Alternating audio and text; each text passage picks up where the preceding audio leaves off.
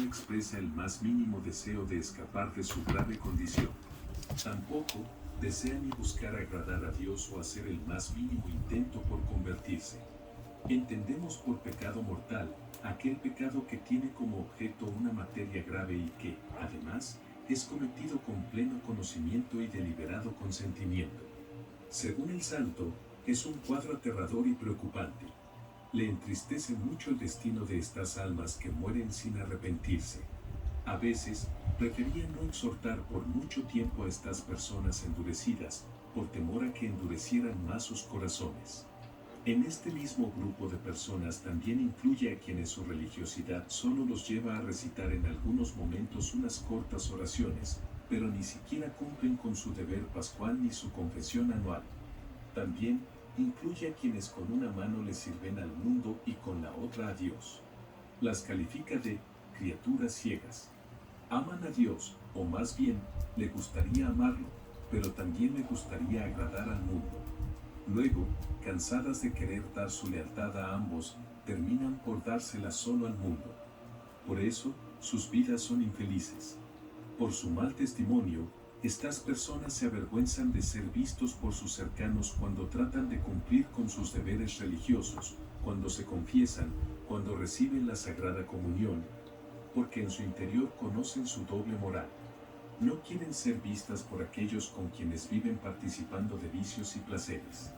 Sin embargo, su doble moral los lleva a estar muy felices de ser vistos por las buenas personas que no saben nada sobre su mala vida y entre quienes le gustaría despertar buenas opiniones sobre sí mismas. Frente a la gente devota hablan de religión. En cambio, cuando están con los que no tienen religión, solo hablarán de los placeres del mundo. Y entonces, el santo se hace esta pregunta: ¿es posible, hermanos míos, que uno pueda pensar en tan horrible comportamiento sin estremecerse? Parece que el santo hace una descripción muy similar a la propuesta por el mismo Señor en Isaías. Este pueblo me sirve de palabra y me honra con la boca, pero su corazón está lejos de mí. Tan lejos se encuentran que ya no logran discernir lo que está bien de lo que está mal.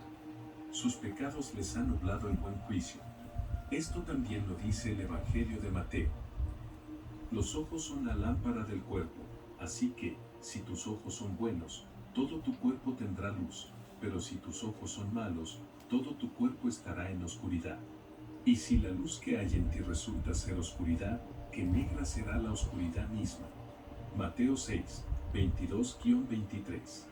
Estas personas, el santo cura de Ars las distingue, porque cuando buscaban confesarse, solían buscar a los sacerdotes menos exigentes, a quienes les ponían una regla fácil de penitencia o a quienes pasaban por alto algunos de sus pecados. Querido oyente, si sientes que esta es una descripción de tu alma, debes reaccionar muy pronto y pedirle a Dios la gracia del arrepentimiento. Deben despertar de la ceguera espiritual antes de que sea demasiado tarde. Deben buscar a Dios hasta que Dios mismo se deje encontrar. Deben abandonar pronto los pecados que terminarán condenándote por toda una eternidad.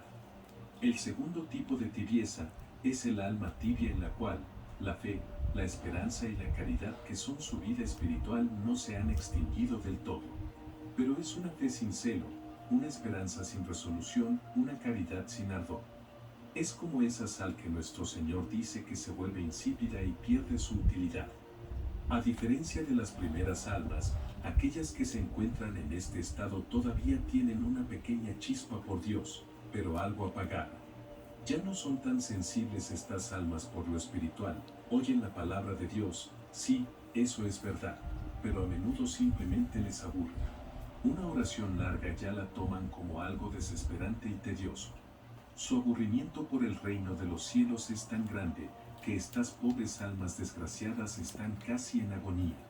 Todavía están vivas, pero no son capaces de hacer nada para ganar el cielo. Estas almas suelen vivir de buenas intenciones sin hacer nada para corregir sus hábitos. Es como alguien que tiene envidia de cualquiera que está en la cima del mundo, pero que no se dignaría levantar un pie para intentar llegar él mismo. Si Dios, para obligar a tal alma a desprenderse de las cosas temporales, le envía alguna cruz o sufrimiento, ella se irrita y se aflige y se abandona a las quejas y, a menudo, incluso a una especie de desesperación. Parece como si no quisiera ver que Dios le ha enviado estas pruebas para su bien, para desprenderlo de este mundo y atraerlo hacia sí mismo. En tiempos de prosperidad el alma tibia no llega a olvidarse de Dios, pero tampoco se olvida de sí misma. Sabe muy bien cómo jactarse de todos los medios que ha empleado para lograr su prosperidad. Está bastante convencida de que muchos otros no habrían logrado el mismo éxito. Le encanta repetir eso y oírlo repetir, y cada vez que lo oye, lo hace con un placer renovado. Si quisiera pintarles un cuadro exacto del estado de un alma que vive en la tibieza, les diría que es como una tortuga o un caracol. Se mueve solo arrastrándose por el suelo, y se le ve moverse de un lugar a otro con gran dificultad. El amor de Dios, que se siente en lo más profundo de sí mismo, es como una diminuta chispa de fuego escondida bajo un montón de cenizas.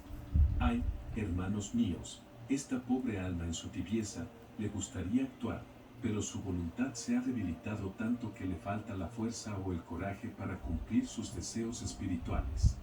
Es cierto que un cristiano que vive en este segundo estado de tibieza, todavía cumple regularmente, al menos en apariencia, con sus deberes. De hecho, se arrodillará todas las mañanas para decir sus oraciones. Irá a los sacramentos todos los años en Semana Santa e incluso varias veces durante el transcurso de todo el año. Pero en todo esto habrá tal disgusto, tanta flojedad y tanta indiferencia, tan poca preparación, tan poco cambio en su forma de vida, que es fácil ver que solo cumple con sus deberes por costumbre y rutina. Por la mañana no es Dios quien ocupa sus pensamientos, tampoco lo es buscar la salvación de su pobre alma, está bastante ocupado con pensamientos de trabajo o diversión. Su mente está tan envuelta en las cosas de la tierra que el pensamiento de Dios no tiene cabida en ella. Está pensando en lo que va a estar haciendo durante el día, de qué manera agilizará su propio trabajo.